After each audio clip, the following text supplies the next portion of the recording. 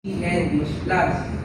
The Moore effect says that increasing the concentration of H plus or decreasing the pH favors the release of oxygen from hemoglobin. But at low concentrations of H plus, O2 binds more to your hemoglobin. At ang effect nun, maganda kasi sa working muscles, O2 is readily released to your working tissues.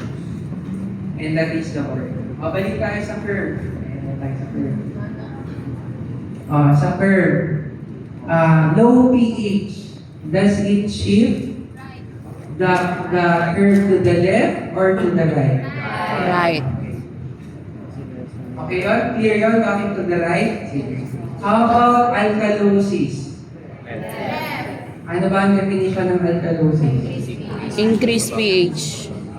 Increase Increase pH. lower Alkalos. pH. Lower concentration. Okay, very good. Kaya meron tong slide na. Shit. Left yun. Ayan. So tama tayo. Ang nag-shift to the left is decrease to pH tsaka alkalosis. Tapos meron pa tayo, ito, tapos nalita kay fetal hemoglobin. It has higher affinity, so it shifts the curve to the left. Okay, here yun. Yung hypothermia, kasi hyperthermia can shift the fever, can shift the curve to the right. Okay? I-skip natin. So, okay na tayo dito. Okay na rin tayo sa acidotic.